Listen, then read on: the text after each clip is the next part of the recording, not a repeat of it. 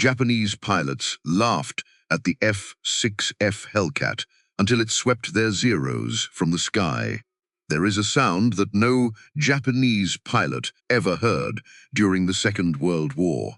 This sound, it is the pulse of an American shipboard radar, scanning the sky from a carrier in Task Force 58.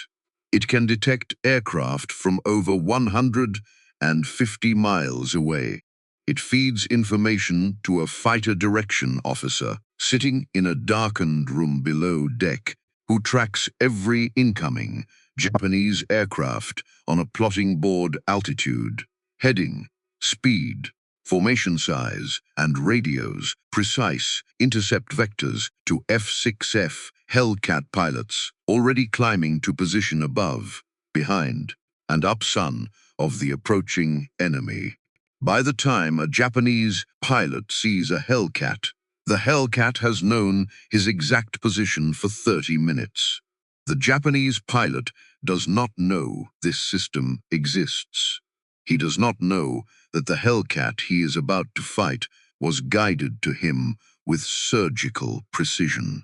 He does not know that his Zero's lack of radar warning equipment means he is electronically invisible to himself. He cannot detect what is detecting him. He does not know that the heavy American fighter he laughed about in briefings 6 months ago was not designed to outfly his Zero. It was designed to be the visible fist of an invisible system. He knows how to fly. He may be the most skilled stick and rudder pilot in the world. He can perform aerobatics that would tear the wings off an American fighter. He has been trained since he was 17 in the most demanding aviation program ever created. None of it will matter. He is a blind man fighting an enemy that can see in the dark. And the tragedy is not that he will die. The tragedy is that he will die without ever understanding why. Between 1943 and 1945, the F6F Hellcat destroyed 5,163 Japanese aircraft in aerial combat. It lost 270, a kill ratio of 19-1. But the Hellcat alone did not achieve this. The Hellcat was a component, the killing edge, of a system that included radar, radio coordination, fighter direction, industrial production, pilot training pipelines, self-sealing fuel tanks, and an entire philosophy that valued keeping pilots alive over building lighter machines. The Japanese Zero was a masterpiece of individual engineering, lighter, more agile, longer-ranged. The Hellcat was a masterpiece of systems engineering, heavier, tougher, connected. The Japanese built the perfect sword. The Americans built a machine that made swords obsolete. This is the story of the men who carried that sword, the finest fighter pilots of their generation, and the 18 months in which everything they knew, everything they had mastered, everything they believed, was proven fatally, irreversibly wrong. Before we reach the Hellcat, before we reach the radar and the system and the slaughter, we need to understand what was destroyed. Because what Japan built between 1937 and 1941 was not simply an air force. It was a weapon forged from human beings, sharpened to a degree the world had never seen, and aimed at an enemy that did not believe it existed. To understand why Japanese pilots laughed at the Hellcat, you must first understand why they had earned the right to laugh. It began with pain. The Imperial Japanese Navy's pilot training program before the Second World War was, by any objective measure, the most selective and most brutal aviation training system ever created. The acceptance rate hovered around 5 to 10%. Out of every 100 young men who entered, 90 would be broken, washed out, sent home. The remaining 10 would spend the next 3 years being rebuilt into something closer to a weapon than a human being. Saburo Sakai entered this system in the early 1930s. He was born in 1916 in Saga Prefecture, the son of a family that traced samurai lineage but had fallen into poverty. He joined the Imperial Japanese Navy at 16 years old, not for glory, not for the emperor.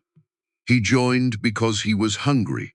The Navy offered food, discipline, and the possibility of becoming something more than a farmer's son who could not afford to eat. What he found was a training regime designed to push human beings past every limit they believed they had. Instructors beat students routinely, not as punishment for specific failures, but as a constant condition of existence. Trainees who flinched were beaten harder. Trainees who did not flinch were beaten anyway, to ensure they would never start. Night vision training required students to sit in total darkness for hours, then identify distant objects by starlight. Those who could not were eliminated. Those who could were given harder tests.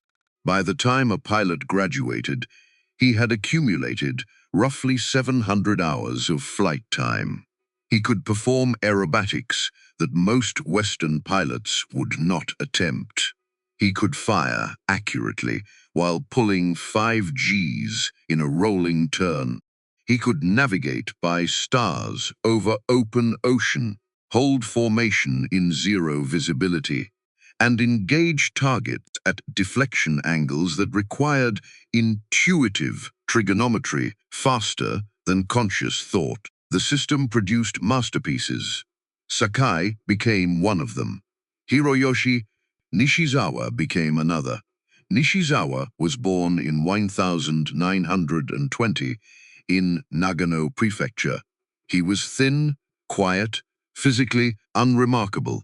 Nothing about him suggested greatness, but once inside a cockpit, Nishizawa became something else entirely. Pilots who flew with him described it the same way. The aircraft did not seem to carry him, he seemed to wear it. Every movement was precise beyond what training could explain. Some pilots are good because they practiced 10,000 hours. Nishizawa was good, the way certain musicians are good, as if the skill existed before the training, and training simply uncovered what was already there.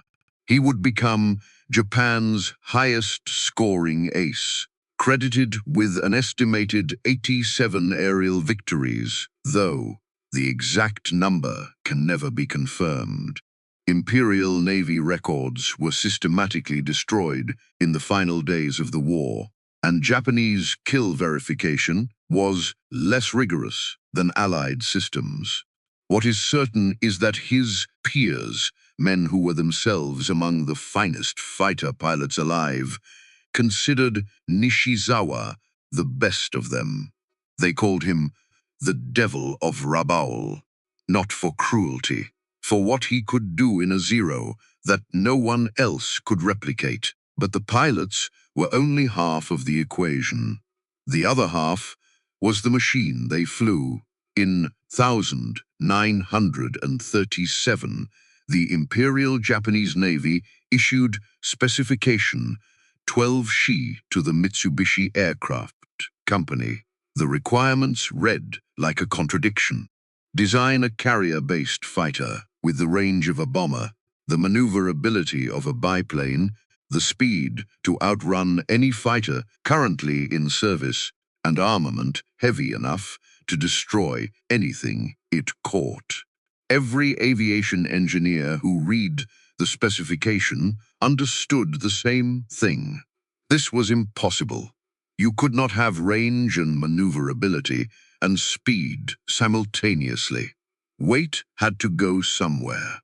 Performance in one area meant sacrifice in another. Jiro Horikoshi, 34 years old, chief designer at Mitsubishi, found the answer. But the answer contained a flaw so fundamental that it would eventually kill thousands of the men who trusted it. Horikoshi's solution was elegant and merciless. He used extra super duralumin, a classified aluminum alloy, to create an airframe 30% lighter than comparable Western designs. He installed no armor plate to protect the pilot. He included no self-sealing fuel tanks. He removed every component that did not directly contribute to performance, including, in many operational aircraft, the radio, saving an additional 30 pounds. The result was the Mitsubishi A6M Zero. Loaded weight varied by model from roughly 5,300 pounds for the early A6M2 to just over 6,000 for the later A6M5, but even the heaviest version weighed less than half of what contemporary American fighters carried. Its turning radius was tighter than anything in any Allied inventory. Its combat range of over 1,600 miles meant it could escort bombers to targets that Allied planners assumed were beyond fighter cover. It was, by every measurable standard of 1,940, the finest carrier-based fighter in the world.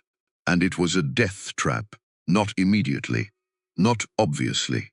In 1,940 and 1,941, the Zero's lack of protection did not matter because the Zero rarely got hit. In the hands of pilots with 700 hours of training, against opponents who did not know the Zero existed, the absence of armor was irrelevant. You do not need a shield if your enemy cannot touch you.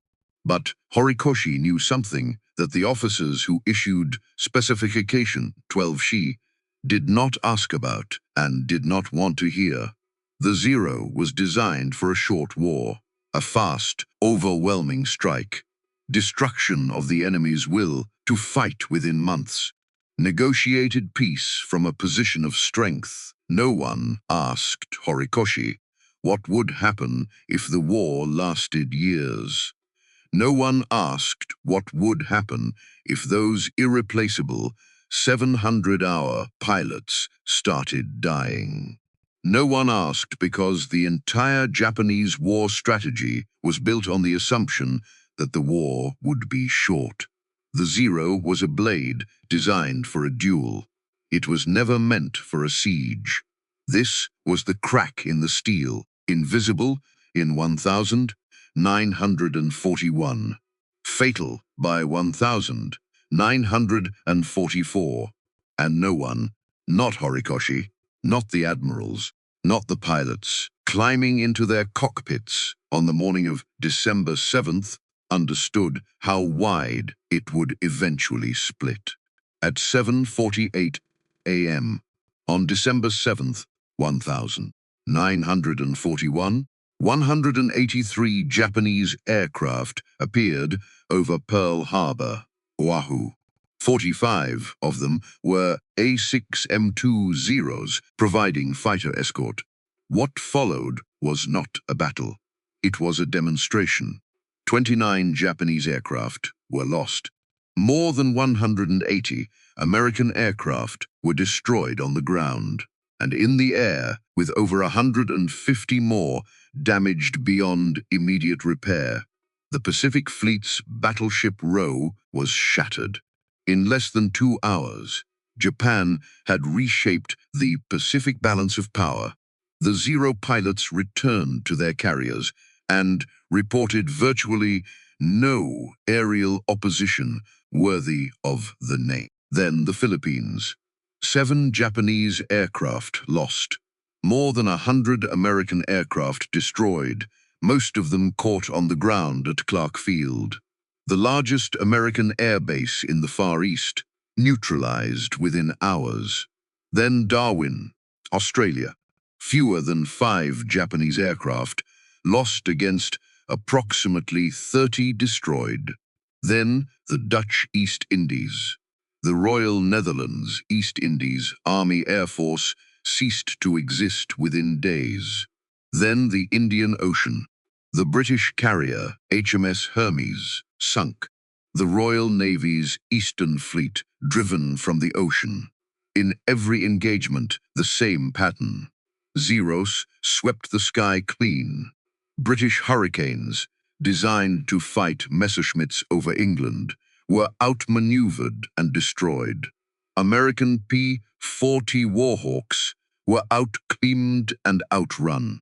Brewster Buffaloes, the primary Allied fighter in Southeast Asia, were slaughtered so completely that surviving pilots refused to fly them. Allied pilots quickly learned an unwritten rule that circulated through every squadron briefing from Australia to Hawaii.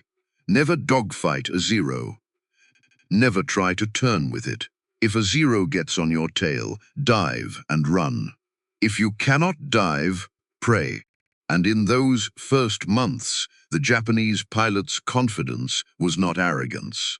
It was arithmetic. The numbers supported everything they believed. Their training was superior. Their aircraft was superior. Their tactics were superior.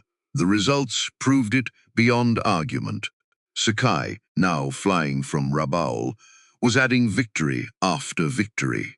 Nishizawa was building his legend. Across the Pacific, Japanese naval aviators had achieved something no air force in history had accomplished. Total, unanged air superiority across an entire ocean.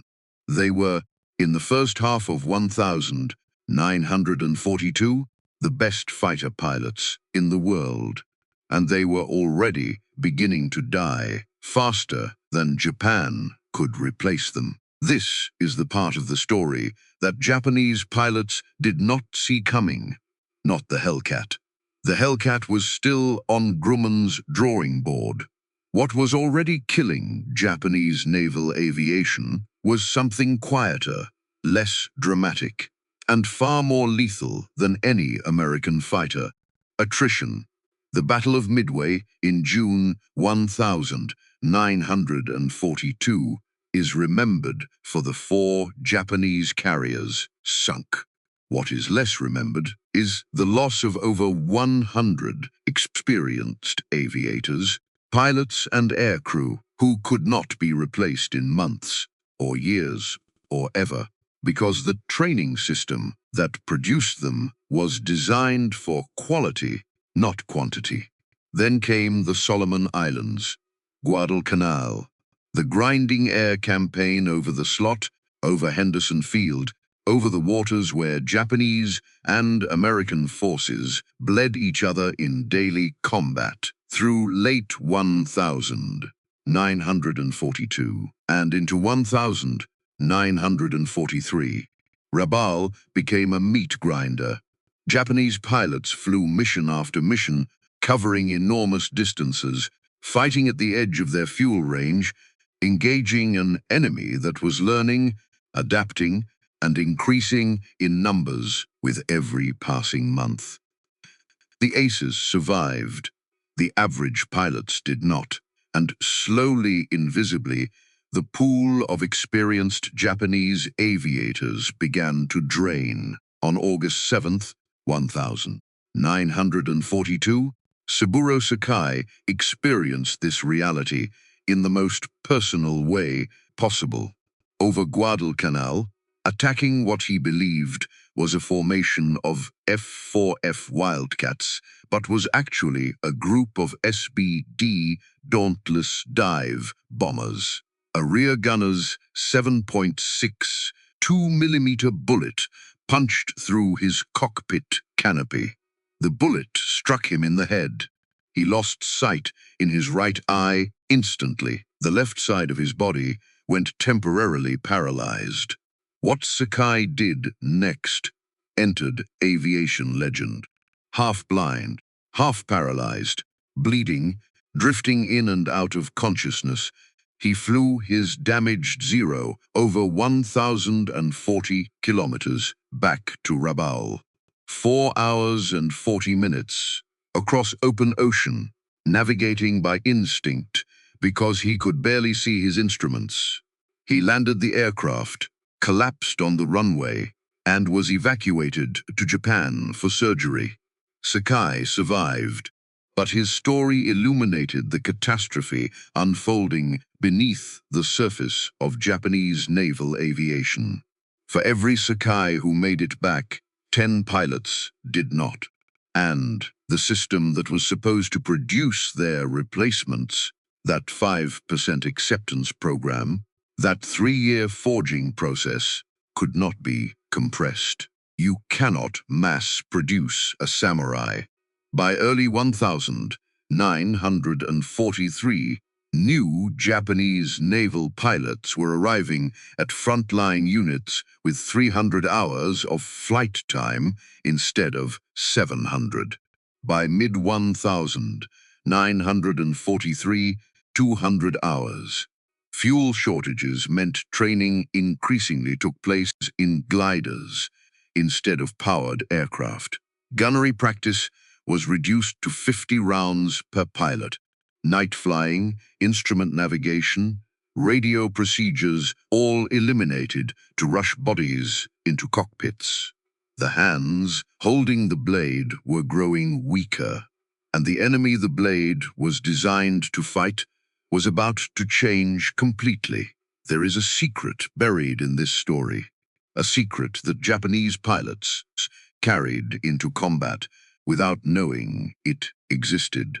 On June 4th, 1942, the same day the Battle of Midway was being fought 1,000 miles to the south, a small Japanese strike force attacked Dutch harbor in the Aleutian Islands of Alaska.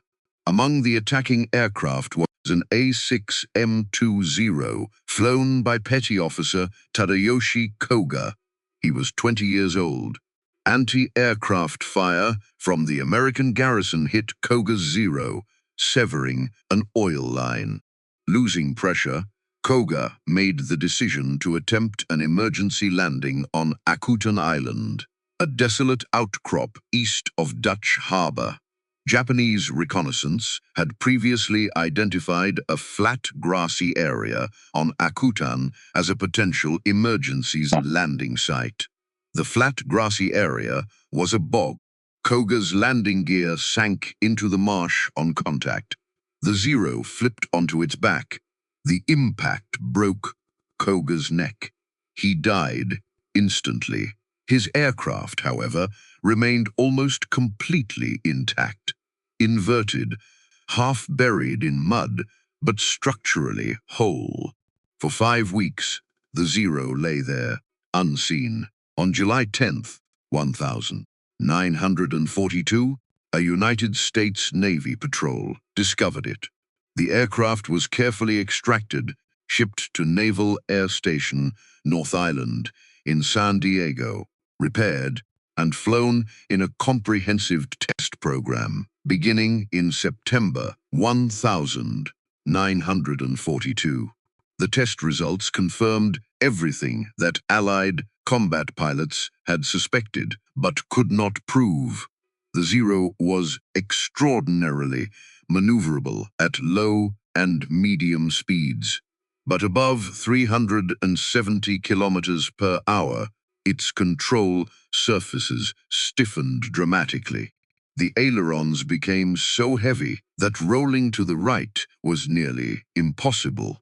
The aircraft could not sustain high-speed dives because its lightweight airframe would begin to flutter and risk structural failure, and a single bullet into the unprotected fuel tanks would turn it into a fireball. Every weakness, every vulnerability, exposed, measured, documented, and distributed to every fighter squadron in the Pacific. Now, here is the detail that transforms this from an interesting footnote into a tragedy. The Grumman F6F Hellcat's prototype, the XF6F1, had already made its first flight on June 26, 1942, 2 weeks before Koga's Zero was even recovered.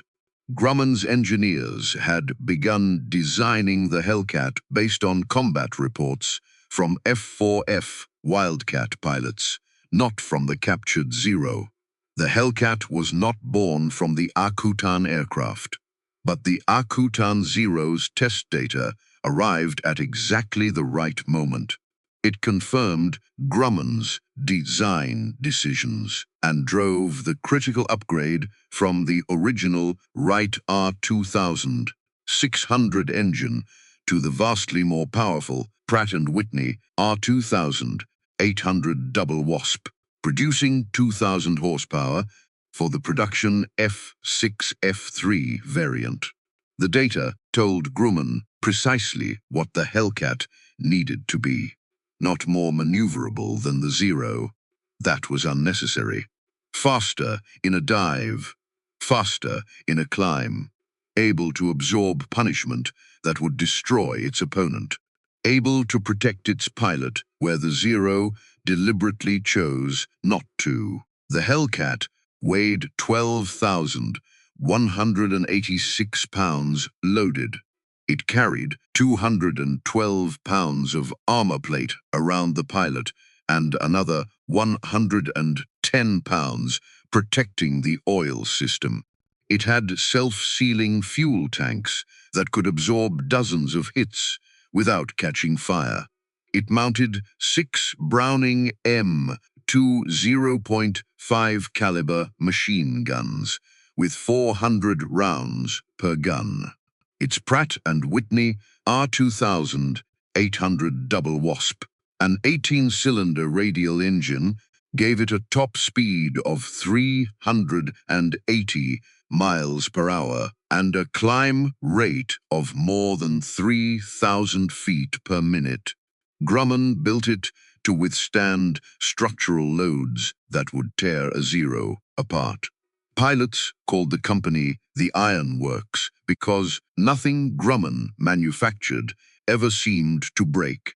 Every pound of that aircraft that made Japanese pilots laugh when they read the specification was informed by the knowledge extracted from a dead 20-year-old's wrecked machine on a forgotten island in Alaska, and the Japanese never knew.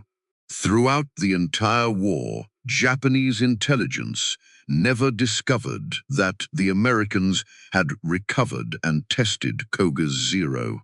Japanese pilots entered combat against the Hellcat, believing their enemy was guessing at the Zero's capabilities. The enemy was not guessing. The enemy had read the blueprint. The blind men did not know they were blind.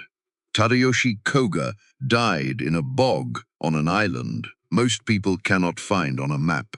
He was 20 years old. He never fired a shot in the engagement that killed him. History does not record his final thoughts as his landing gear hit the marsh and the world flipped upside down. But the aircraft he left behind would shape the weapon that destroyed his comrades. His death, meaningless in the moment, became one of the most consequential events in the Pacific War. And the pilots who would face the consequences of that event, the men now reading intelligence reports about a heavy, slow American fighter and laughing, had no idea that they were already fighting a war whose outcome had been decided by a broken oil line, a patch of mud, and a young man who chose the wrong place to land. The laughter would continue for a few more months. It would not last. The intelligence report arrived at Combined Fleet Headquarters. in early 1943. It had been compiled from multiple sources, including neutral Swedish diplomatic channels, captured American technical publications, and fragmentary signals intelligence. The subject was a new American carrier-based fighter designated F6F, manufactured by Grumman, the same company that built the F4F Wildcat. Captain Minoru Genda read the specifications carefully. Genda was not an ordinary staff officer. He was the tactical architect of the Pearl Harbor attack. The man who had conceived the massed carrier strike that reshaped naval warfare in a single morning. He understood aircraft performance as well as any combat pilot, and he understood tactical doctrine better than almost anyone alive. When Genda assessed an enemy aircraft, the combined fleet listened. His assessment of the F6F Hellcat was thorough, logical, and wrong. The aircraft weighed more than twice as much as the Zero. Its wing loading of 36.5 pounds per square foot, compared to the Zero's 22, meant its turning radius would be far wider. In a turning engagement, the foundation of every Japanese fighter tactic since the China incident, the Hellcat would be unable to follow a Zero through even the first 180 degrees of a turn. By the time the American pilot completed his circle, the Zero would be behind him, guns firing. The mathematics were sound. The conclusion was reasonable. And it contained a fatal assumption that Genda, for all his brilliance, never questioned. He assumed the Americans would fight Japan's fight. The report circulated through operational commands. At Rabaul, Truck, the marshals, Kwajalein. Pilots read the specifications during briefings, and the reaction was consistent. Laughter. Not contemptuous laughter, not the mockery of arrogant men. The laughter of professionals who understood their craft and could see that the enemy had, once again, built a machine that was heavier, slower in a turn, and less elegant than the Zero. The Americans had tried this before with the Wildcat. The Zero had eaten it alive. This new aircraft was simply a larger Wildcat, a bigger target. What none of them understood was that the Americans had not built a bigger Wildcat. They had built something that did not yet have a name in Japanese tactical vocabulary. They had built a system component, and it was coming. August 31st, 1943. The island of Marcus, known in Japanese as Minami Torishima, a remote outpost in the Central Pacific, far from the main theaters of combat. Fighter Squadron VF-5, flying from the carrier USS Yorktown, launched the first combat mission of the F6F Hellcat. The target was minor. The garrison was small. The aerial opposition was limited. The Hellcat performed well, but the engagement proved little. Marcus Island was not a real test. It was a warm-up. The true examination would come 5 weeks later, and it would shatter assumptions that Japanese pilots had held since the first day of the war. October 5th and 6th, 1943. Wake Island. Japanese pilots of the 252nd Air Group scrambled to intercept an American carrier raid. They climbed to 20,000 feet and looked down at the approaching enemy. 12 Hellcats in 3 divisions of 4. The Japanese held every classical advantage. They were higher. They had seen the enemy first. They had the sun behind them. They had numbers. The division leaders pushed their sticks forward and dove. Standard Japanese interception doctrine called for a diving attack, followed by a pull-up into a turning engagement. Dive on the enemy, make a firing pass, then use the Zero's superior turn rate to circle onto the enemy's tail for a killing shot. This had worked against every Allied fighter for 2 years. P-40s, Wildcats, Hurricanes, Buffaloes. All of them had been trapped in the turning fight. All of them had died there. The Zeros dove. The Hellcats did not scatter. They did not break formation. They did not attempt to turn. They accelerated. The Hellcat pilots pushed their throttles forward and entered a gentle dive of their own, building speed, maintaining formation, keeping their energy high. When the Zeros opened fire at maximum range, hoping for hits that would force evasive maneuvers, the bullets struck armor plate and self-sealing tanks designed to absorb exactly this kind of punishment. The airframe held. The engine kept running. Nothing burned. The Zeros pulled up from their diving passes, bled speed, and prepared to turn. This was where the fight was supposed to begin. This was where their superiority lived. The Hellcats did not turn. They went vertical, straight up.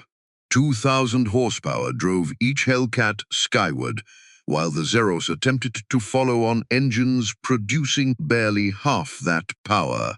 Airspeed decayed. At altitude, where the air was thin and engines labored, the Hellcat was still climbing strongly. The Zero was stalling.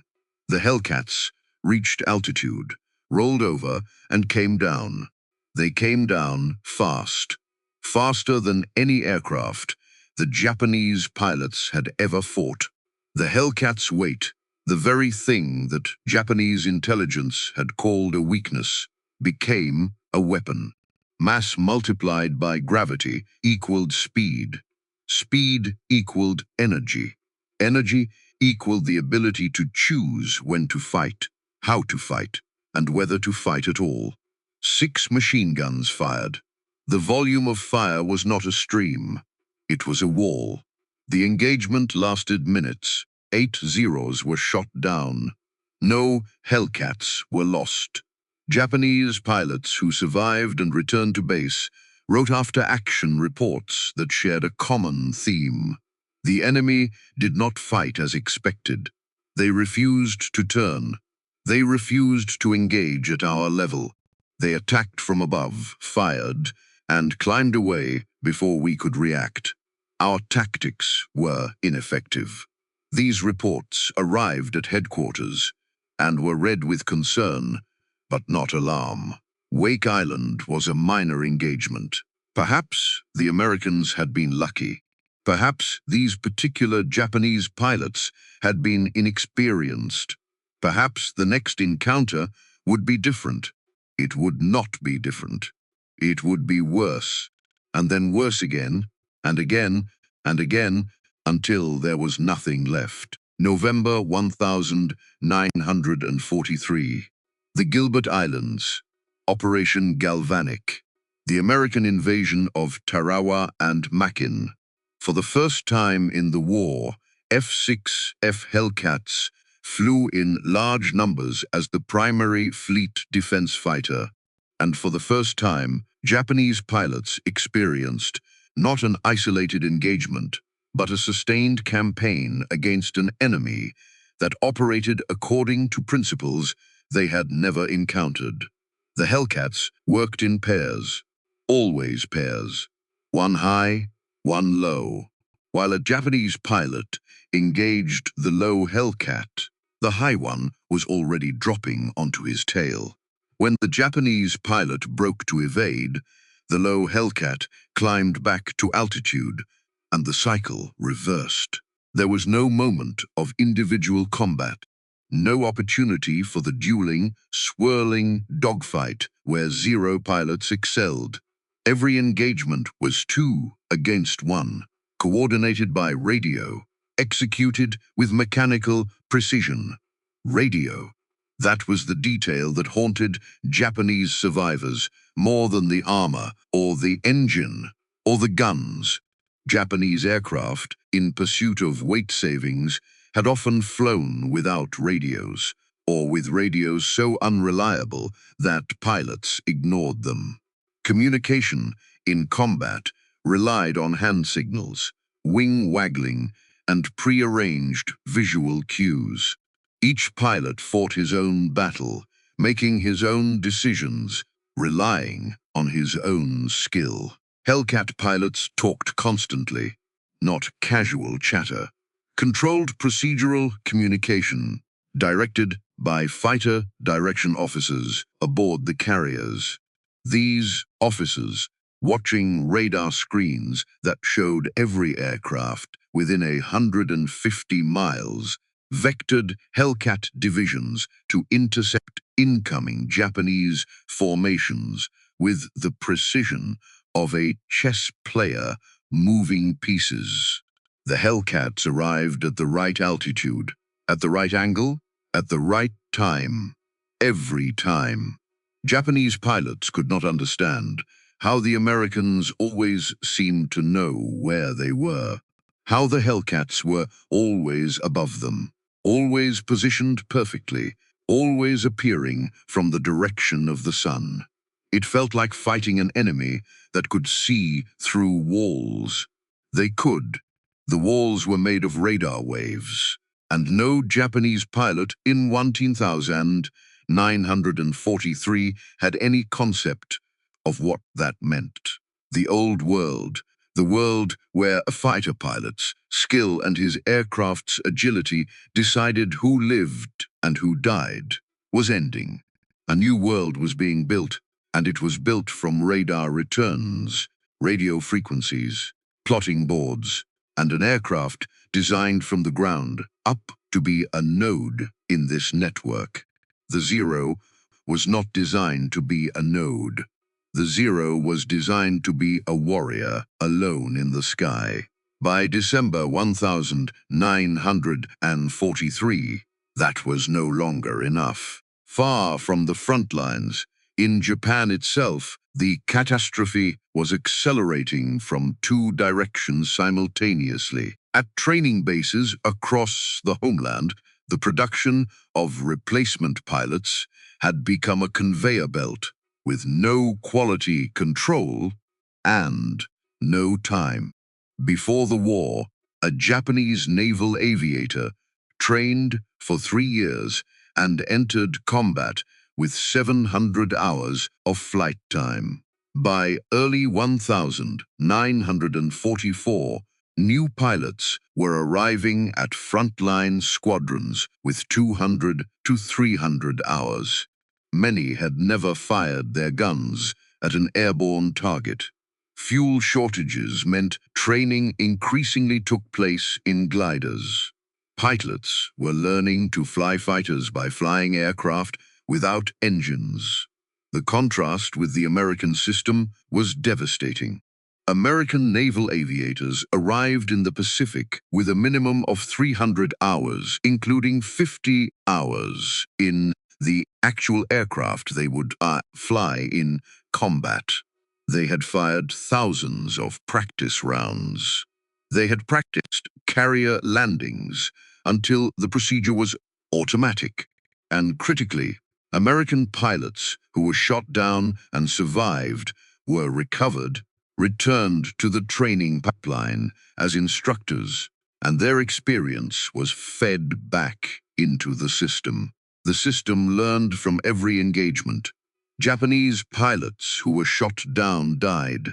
Their Zero had no armor to save them, no self-sealing tanks to prevent fire, no radio to call for rescue. Their experience died with them. The system consumed its own seed corn and called it courage, the very quality that had made the Japanese training program the world's finest. Its extreme selectivity, its insistence on perfection, was now the mechanism of annihilation. A system designed to produce 500 irreplaceable masters was catastrophically unsuited to replacing 5,000 dead ones. The Americans did not need 500 masters. They needed 5,000 competent pilots, and they had the industrial capacity, the fuel supply, and the philosophical willingness to produce exactly that. At Mitsubishi's design offices, Jiro Horikoshi was confronting a parallel impossibility. The Navy wanted the Zero upgraded. The A6M5, Model 52, was supposed to answer the Hellcat. Horikoshi did what he could. He slightly increased dive speed by modifying the wingtips. He added a piece of bulletproof glass behind the pilot's head. He strengthened the wing structure marginally, but the Navy's instructions contained a contradiction that Horikoshi could not resolve. Improve the aircraft, but do not add significant weight. Make it faster, but keep it maneuverable. Make it more survivable, but do not sacrifice range. Horikoshi knew the truth. The Zero had reached its design limit. The Nakajima Sakai engine, producing 1,130 horsepower in its latest version, could not be meaningfully upgraded without a complete redesign. The airframe, built to minimum structural margins, could not accept heavier protection without fundamental changes to every major component. The Zero was what it was. It could not become something else. Replacement designs existed on paper. The Kawanishi N1K Shiden was promising. The Mitsubishi J2M Raiden had potential, but promising and potential required years of development and industrial capacity that Japan no longer possessed. The factories were being bombed. The raw materials were being sunk on transport ships by American submarines. Horikoshi, the man who had designed the perfect blade, was being asked to sharpen steel that was already as sharp as physics allowed to fight an enemy who had stopped using blades entirely. June 19th, 1944. The Philippine Sea. This is the center of the story. The day that Japanese naval aviation died. Vice Admiral Saburo Ozawa, commanding the Japanese mobile fleet, had assembled the largest carrier force Japan would ever deploy. 9 carriers, approximately 473 aircraft. His plan, Operation Ego, was designed to be the decisive naval battle that Japanese strategy had envisioned since before the war. One massive engagement that would destroy American carrier power and force a negotiated peace. Ozawa believed he held advantages. Japanese carrier aircraft had longer range than their American counterparts. This meant he could launch strikes from outside the Americans' counterattack radius. He would hit them without being hit back. Additionally, Japanese aircraft from land bases on Guam and Rota would attack the American fleet simultaneously, creating a hammer and anvil effect. The plan was logical. The assumptions beneath it were wrong. Ozawa did not know that American submarines had already located his fleet. The submarines USS Albacore and USS Cavallo were tracking his carriers, reporting their position to Admiral Raymond Spruance, who commanded the American Fifth Fleet. Ozawa did not know that the land-based aircraft on Guam had already been destroyed. American carrier strikes in the days before the battle had neutralized the airfields, cratering runways and burning aircraft on the ground. The anvil did not exist, and Ozawa did not know, could not have known, the most critical fact of all. The pilots in his aircraft were not the pilots who had attacked Pearl Harbor. Those men were dead. The pilots, now sitting in his cockpits, had, on average, fewer than 200 hours of flight time. Some had never made a carrier landing in rough seas. Some had never flown in formation with more than 4 aircraft. Some had never seen an enemy plane. They were about to see over 400. At 830, Ozawa launched his first wave. 69 aircraft, bombers, torpedo planes, 0 escorts. They climbed to altitude and turned southeast toward the American fleet, which was protecting the invasion of Saipan. American radar detected the incoming Japanese formation at over 150 miles. At the speed the Japanese aircraft were flying, that was more than 30 minutes of warning. 30 minutes to launch fighters, to climb to altitude, to position for interception. Fighter direction officers aboard the American carriers went to work. Their radar screens showed the Japanese formation clearly. Bearing, range, altitude, approximate numbers. They calculated intercept vectors and broadcast them to the Hellcat divisions already climbing. More than 450 F6F Hellcats were in the air by the time the Japanese arrived.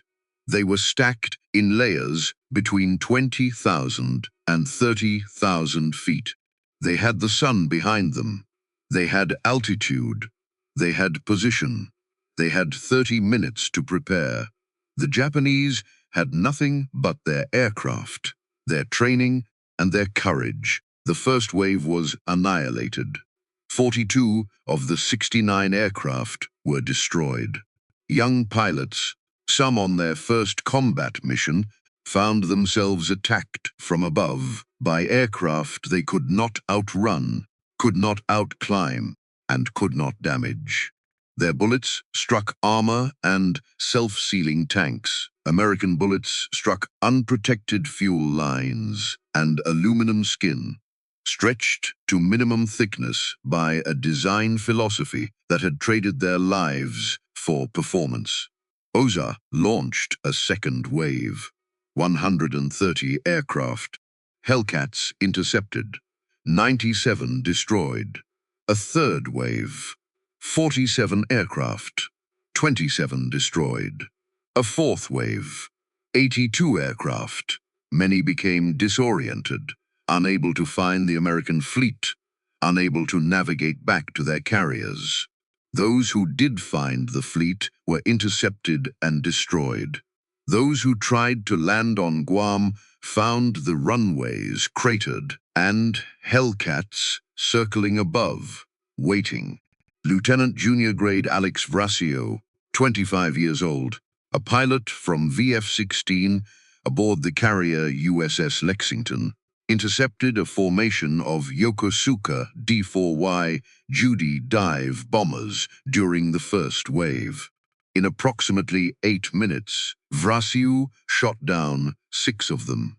When he landed back on the Lexington, he climbed out of his cockpit and held up 6 fingers for the waiting photographers. The image became one of the most famous photographs of the Pacific War. Commander David McCampbell, leading Air Group 15, from the carrier USS Essex, shot down 7 Japanese aircraft that same day. The American pilots called it the Great Marianas Turkey Shoot. When night fell on June 19, 1944, Ozawa had lost approximately 315 aircraft in a single day. 315 pilots and aircrew, dead or missing. The American losses from aerial combat were 23. Beneath the surface, the catastrophe ran deeper still. The submarines that had been tracking Ozawa struck. USS Albacore hit the carrier Taiho with a torpedo. Taiho was Ozawa's flagship, the newest and largest carrier in the Japanese fleet. Volatile aviation fuel vapors spread through the ship due to damage control errors. Hours later, Taiho exploded and sank. USS Kavala put 3 torpedoes into the carrier Shokaku. This was one of the 6 carriers that had launched the attack on Pearl Harbor, one of the ships that had begun the war. It sank within minutes, taking hundreds of crew with it. And here was the detail that elevated this catastrophe into something closer to tragedy. Ozawa did not know. Throughout the day, as his aircraft were being destroyed by the hundreds, Ozawa believed his strikes were succeeding. He expected his pilots to attack the American fleet, then land on Guam's airfields to refuel and rearm for a second strike. The hammer would hit. The pilots would land on the anvil, and together they would crush the Americans between them. He did not know that Guam's airfields were destroyed. He did not know that his pilots were being slaughtered before they reached the American fleet. He did not know because he had no way of knowing. His communications were fragmented. His reconnaissance was non-existent. He was commanding a battle from behind a curtain of ignorance. When Ozawa finally took stock of his forces the next day, the scale of the disaster became clear. Of approximately 473 aircraft that had launched from his carriers and land bases, roughly 35 remained operational. 35. Out of 473, Ozawa offered his resignation. It was not accepted. The Imperial Navy had no one to replace him, just as it had no pilots to replace the dead, no aircraft to replace the destroyed, no fuel to train new pilots, and no undamaged factories to build new aircraft. Every component of the machine was failing simultaneously, and there was nothing to do but continue feeding men into it and calling the feeding courage. What happened next was, in its own terrible way, even worse. October 12th through 16th, 1944. The air battles over Formosa. Vice Admiral Shigeru Fukudomi, commanding the 2nd Air Fleet, committed everything to stop American carrier raids on Formosa, the critical waypoint between Japan and its southern conquests. Everything meant over 700 aircraft, including the last trained pilots from homeland training squadrons. Pilots who had been held back as instructors, as the final reserve, as the seed corn that would grow the next generation of aviators. Fukudome sent them all. Many of these pilots, despite being drawn from training units, were themselves inadequately prepared. Night attack missions were launched by pilots who had never trained for night flying. Navigation over open ocean was attempted by pilots who had never flown beyond sight of land. Identification of naval targets was carried out by pilots who had practiced only on diagrams, never on actual ships at sea. The results were grotesque. Japanese pilots returned to their bases, claiming spectacular victories. 11 American carriers sunk, 2 battleships destroyed, and numerous cruisers and destroyers damaged or sinking, they reported. Victory telegrams were sent to Tokyo. Emperor Hirohito issued an imperial rescript praising the fleet.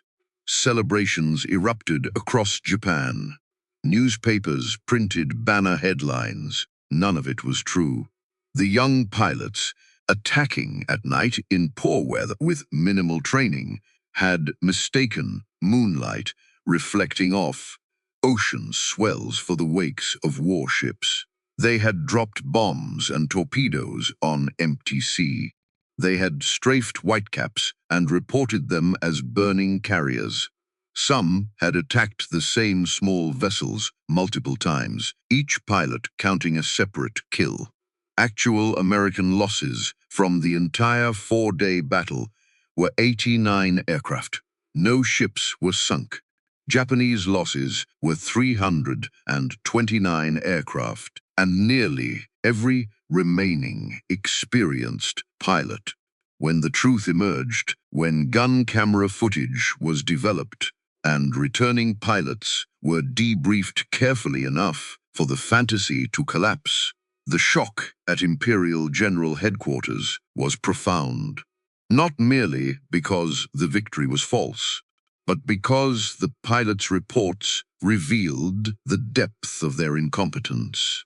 These men could not distinguish between a warship and the ocean. They could not navigate well enough to find a fleet. They could not identify their own targets. The institution that had once produced Sakai and Nishizawa was now producing young men who bombed the sea and reported victory. And because Tokyo had celebrated the phantom victory so publicly, because the emperor himself had acknowledged it, the strategic decisions that followed were built on a foundation that did not exist. The defense of the Philippines, the plan for the decisive Battle of Leyte Gulf, was designed on the assumption that American carrier strength had been crippled at Formosa, a lie told by frightened young pilots attacking moonlit waves had cascaded upward through the chain of command until it deformed the strategy of an empire. The blind men were no longer merely blind to the enemy. They were blind to themselves. October 24th, 1944. The Battle of Leyte Gulf. Commander David McCampbell, 34 years old, Air Group Commander of Air Group 15, USS Essex, received the order to intercept a large, incoming Japanese formation. Radar had detected approximately 40 aircraft heading toward the American fleet. McCampbell launched with a small flight of Hellcats. In the confusion of a running fleet battle, most of his fighters were diverted to other tasks. By the time McCampbell reached the intercept point, only he and his wingman, Lieutenant Roy Rushing, were in position. 2 Hellcats against rough 40 Japanese aircraft. McCampbell did not hesitate. He did not request reinforcements. He did not turn back. He climbed. He and Rushing climbed above the Japanese formation, positioned themselves upsun, and began the same methodical process that Hellcat pilots had refined over the previous 14 months. Dive, fire, pull up, climb, reposition, dive again. The Japanese pilots attempted to fight. They turned, they split, they tried to use their maneuverability, the one advantage the Zero still held. But maneuverability requires an opponent willing to engage in the same plane of combat. McCampbell was never in the same plane. He was above, dropping down, firing, and gone before a Zero could complete the first quarter of its turn. McCampbell shot down 9 aircraft, 5 Zeros, 4 bombers. Rushing shot down 6. 15 Japanese aircraft destroyed by 2 Hellcats. No damage to either American fighter. McCampbell ran out of ammunition after his 9th kill. He had also nearly run out of fuel. Unable to reach the Essex, he made an emergency landing on the carrier USS Langley with his fuel gauge touching empty. 9 aerial victories in a single mission, the highest single mission score in the history of the United States Navy. Combined with his 7 kills during the Philippine Sea in June, McCampbell earned both the Medal of Honor and the Navy Cross. But this story is not about McCampbell. It is about the pilots on the other side of those guns. Consider what those 40 Japanese pilots experienced. They were flying toward an American fleet that they had been told was weakened, crippled, reeling from the great victory at Formosa. A victory that did not happen.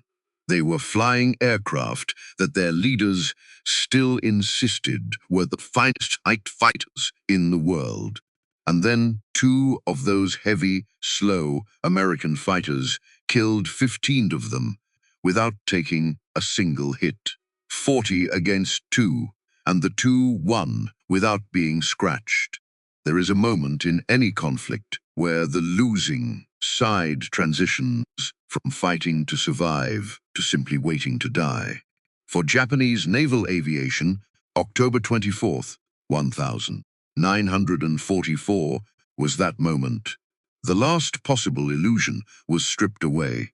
Skill did not matter. Courage did not matter.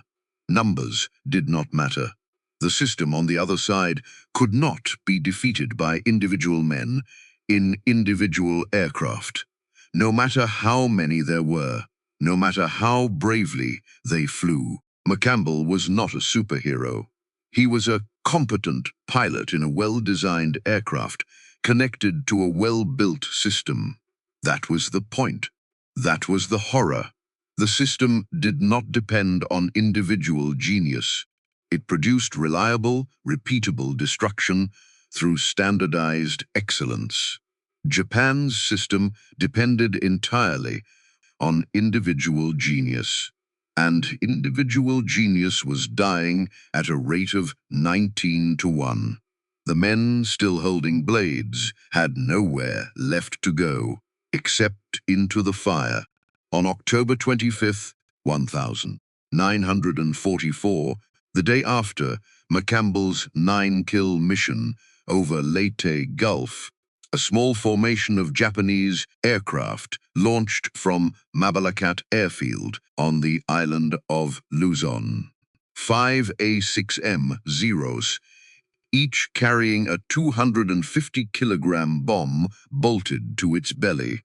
They were not configured for conventional attack. The bombs could not be released. They were fused to detonate on impact. The pilots flying these aircraft were not coming back. They were not intended to come back. The mission profile did not include a return leg.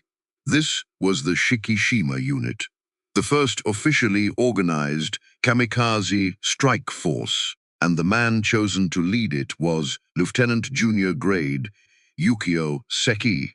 Seki was 23 years old. He had graduated from the Naval Academy at Etajima, the Japanese equivalent of Annapolis. He was, by every measure, a skilled and promising naval aviator. He had recently married. He had every reason to want to live. According to accounts from Japanese war correspondents embedded with the unit, Seki did not volunteer. He was selected. In the Imperial Japanese Navy of October 1944, the distinction between volunteering and being selected had become meaningless. When a superior officer asked if you would give your life for the emperor, there was only one answer. The question was not a question. It was a notification. One account, attributed to Seki through a war correspondent and later disputed by some historians, records him saying something to the effect that Japan must be in very bad shape if it needed to kill a pilot like him in this way. Whether he said these exact words yet cannot be confirmed.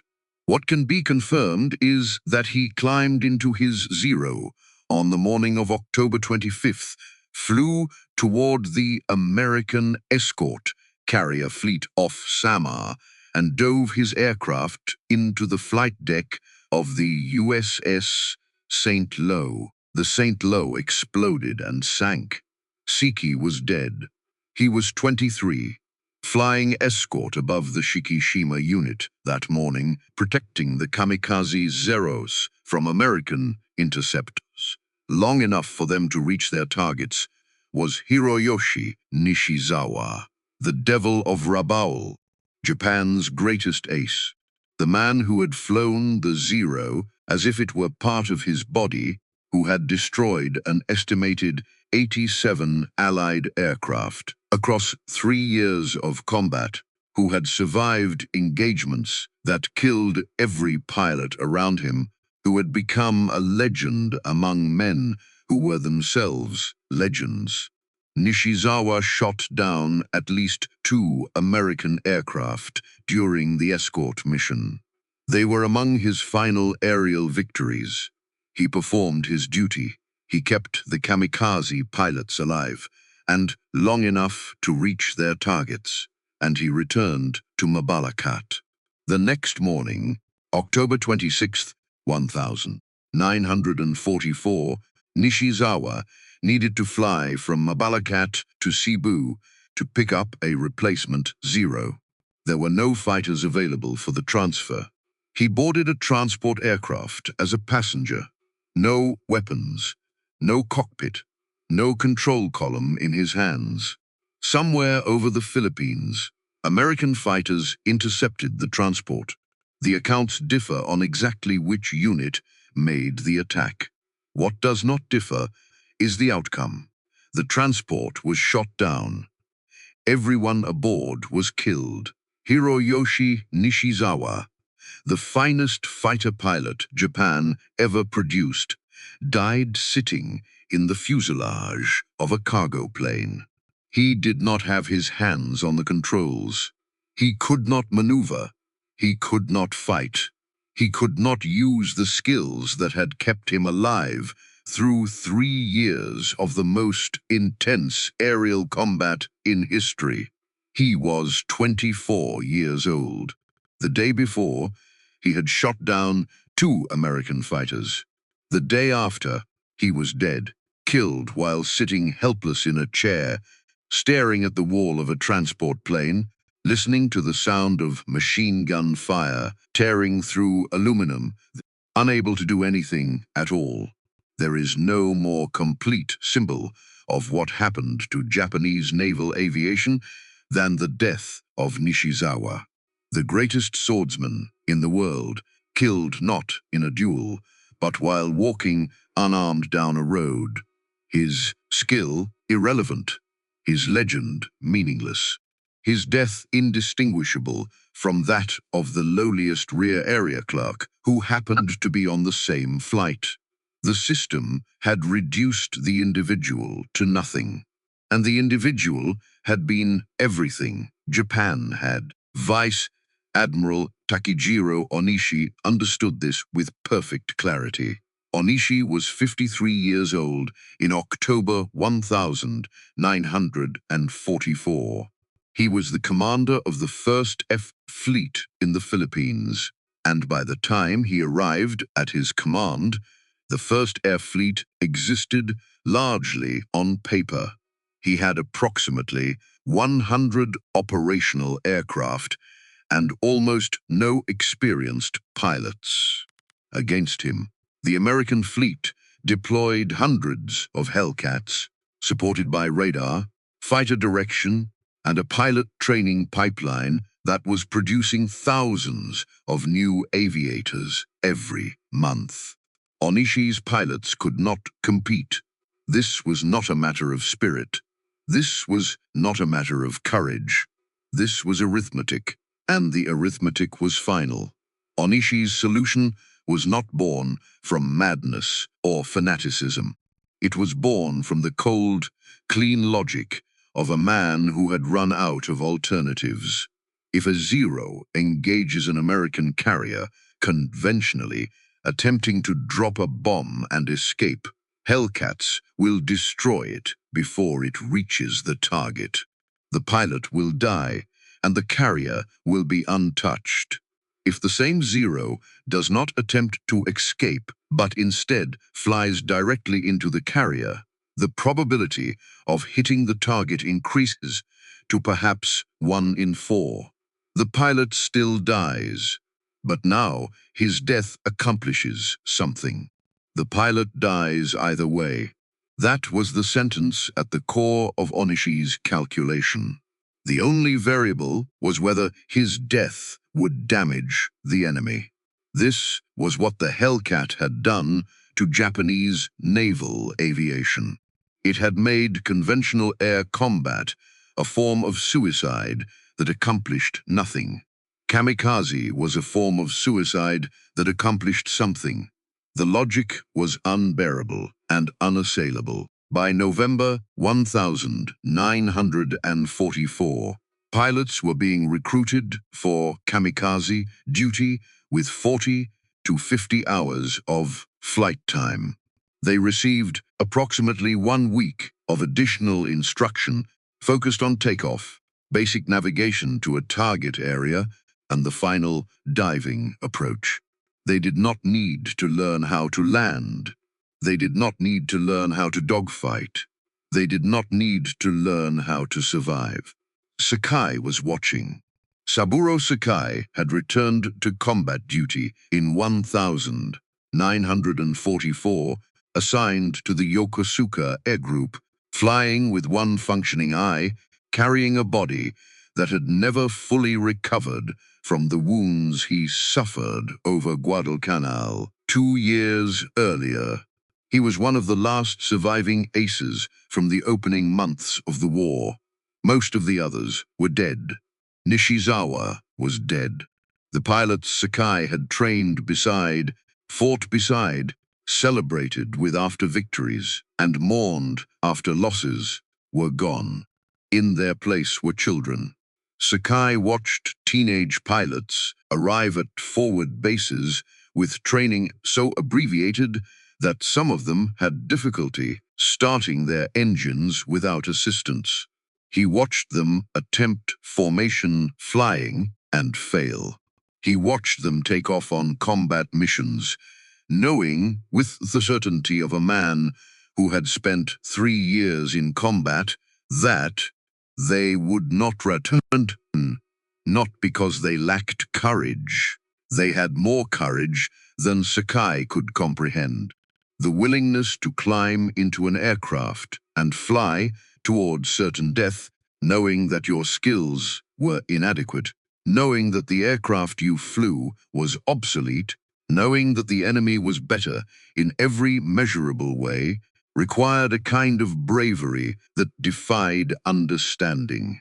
But bravery without capability is sacrifice without purpose. And Sakai knew it, even as he watched them go. April through June 1945. Okinawa, the last great battle of the Pacific War. The Japanese launched approximately 1,900 kamikaze sorties against the American fleet. It was the largest sustained suicide attack in military history. Wave after wave of young pilots in Zeros, in Vals, in Kates, in Judis, in aircraft that were obsolete, damaged, barely flyable, dove toward the American ships while Hellcats and Corsairs circled above. The Hellcats' role at Okinawa was not the glamorous role of the ace-making dogfight. It was the role of the shield, combat air patrols launched before dawn and maintained until after dark, orbited the fleet in concentric rings. When radar detected incoming kamikaze formations, Hellcats were vectored to intercept, and the killing began at maximum range, long before the Japanese aircraft could see their targets. Approximately 80% of kamikaze aircraft were destroyed before reaching the fleet. Those who got through inflicted terrible damage. Nearly 5,000 American sailors died off Okinawa. But the Hellcat and the system behind it prevented what could have been far worse. From the Japanese perspective, Okinawa was the final confirmation of everything that had gone wrong since the Hellcat first appeared over Marcus Island 20 months earlier. The best pilots were dead. The average pilots were dead. The replacement pilots were dead. Now the pilots who could barely fly were being strapped into aircraft loaded with explosives and aimed at ships they often could not find, tracked by radar they could not detect, intercepted by a system they could not comprehend.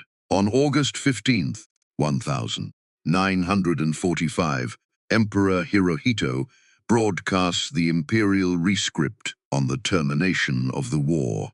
Japan surrendered. The following morning, August 16th, Vice Admiral Takejiro Onishi sat alone in his quarters. He had been the architect of the kamikaze program. Over 4,000 young men had died under orders that originated from his strategic logic. He had calculated their deaths as acceptable. He had authorized their sacrifice as necessary. He had signed the orders that sent them into the sky with no intention of bringing them back. Onishi drew his sword and cut open his abdomen. Seppuku, the ritual suicide of a samurai acknowledging failure. What happened next was deliberate. Officers nearby heard him fall. They rushed in. In traditional seppuku, a kaishakunin, a designated second, delivers a killing blow to the neck, ending the suffering quickly. Onishi's aides prepared to perform this role. Onishi refused. He ordered them away. He would not accept the mercy of a quick death.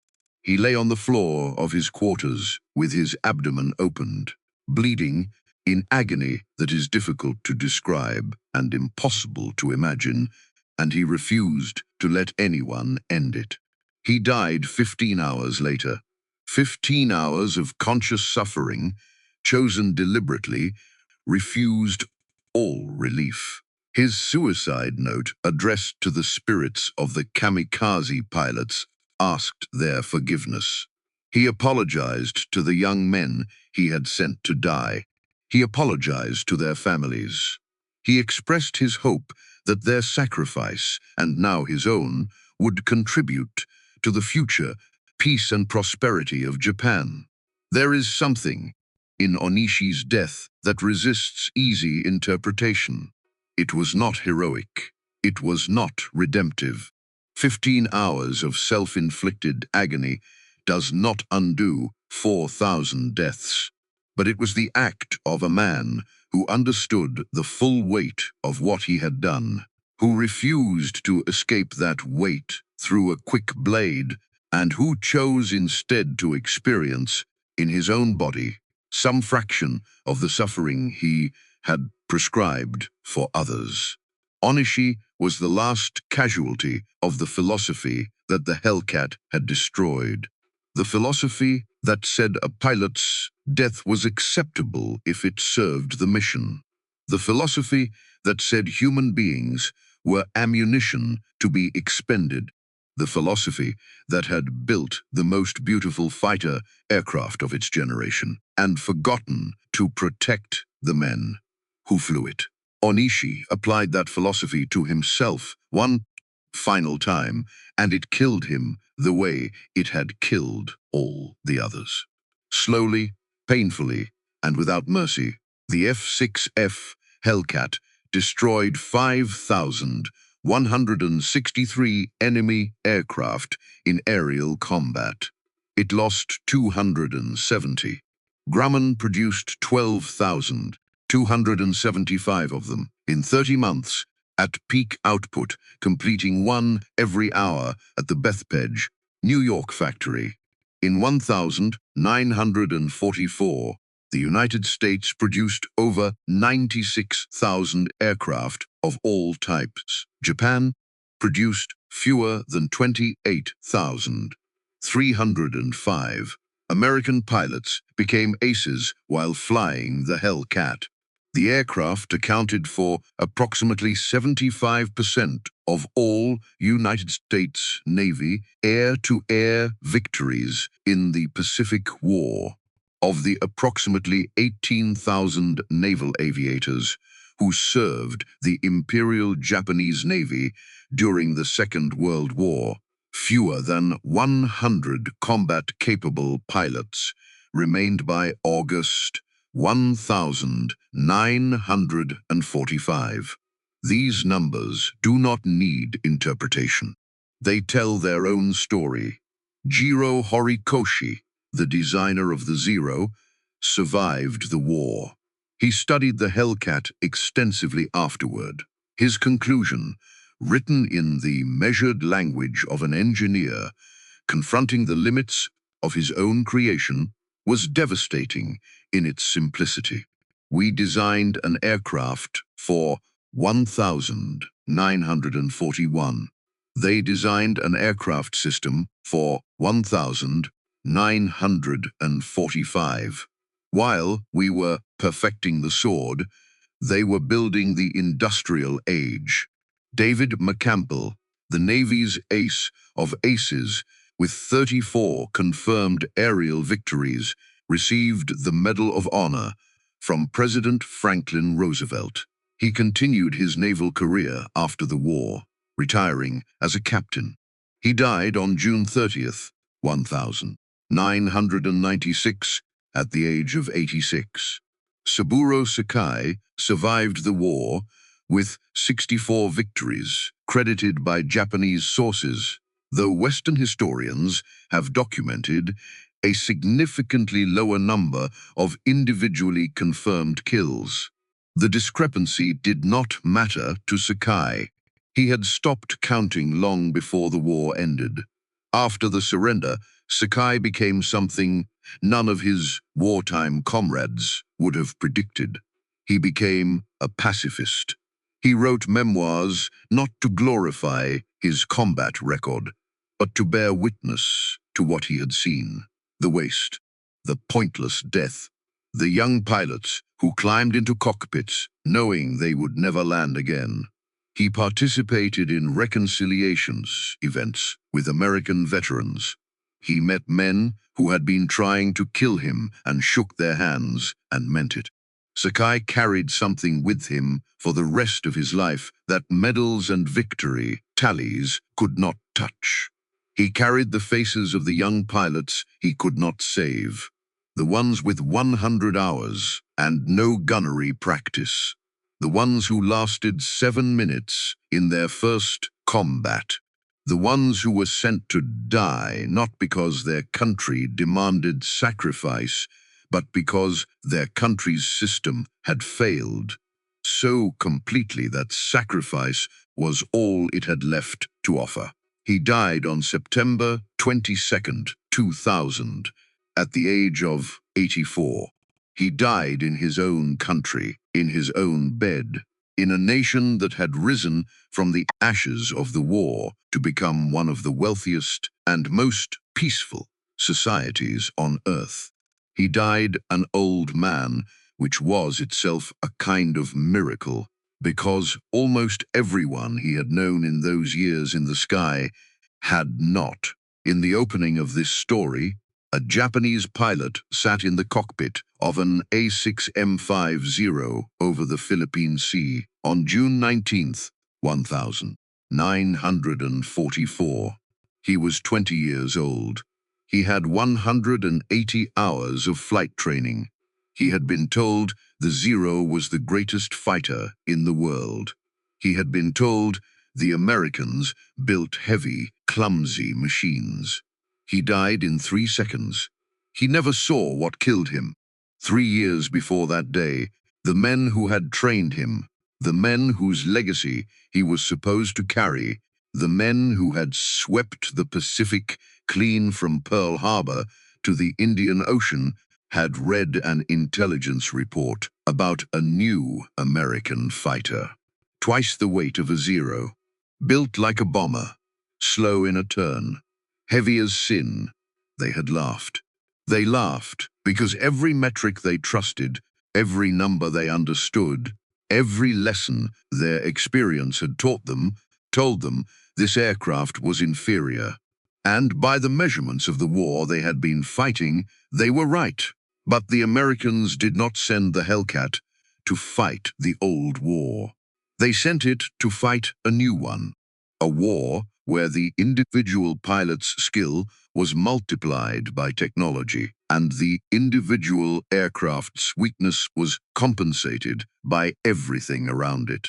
The Japanese built the finest warriors of their era and put them in machines that did not protect them.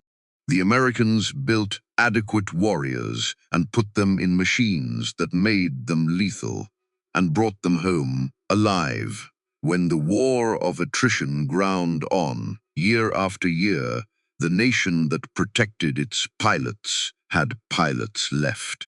The nation that spent its pilots like currency had nothing left at all. Every pound of that Hellcat that Japanese pilots had laughed at was a promise that the man inside would survive, a promise that the machine would bring him back, a promise that his life had value beyond a single mission. The Zero made no such promise. The Zero asked its pilots to be perfect, and when they were not perfect, it let them burn. The laughter stopped somewhere over the Philippine Sea in the summer of 1944. It stopped over Formosa in October. It stopped over Leyte Gulf, when 2 Hellcats routed 40 aircraft. It stopped when Nishizawa died in a transport plane without his hands on the controls. It stopped when Seki dove into the St. Lo because conventional attack was no longer survivable. It stopped when Onishi opened his own belly and refused the mercy of a quick death. By August 1945, there was no one left to laugh, almost no one left at all. The F6F Hellcat was not the most graceful fighter of the Second World War. It was not the fastest, or the most agile, or the most beautiful. Japanese pilots were right about that. It was heavy. It was wide. It looked wrong. It won anyway. It won because it was not designed to be the best fighter. It was designed to be the best weapon. And in modern war, the best weapon is not the sharpest blade. It is the system that keeps its soldiers alive while destroying the enemy's ability to fight. Japanese pilots laughed at the Hellcat because they saw a fat, ugly airplane. What they could not see was everything behind it. The radar, the radios, the fighter direction, the armor, the factories, the training pipelines, the philosophy that said a pilot's life was worth protecting. They could not see it because they had been raised in a system that believed none of those things mattered. That spirit conquered steel, that the warrior transcended the weapon. The Hellcat proved them wrong, not in a single battle, but across 20 months of systematic, overwhelming destruction that consumed an air force, broke a navy, and ended a way of war that had not changed in 1,000 years. The Japanese pilots had laughed at the F6F Hellcat. They were never wrong about the airplane. They were wrong about the war.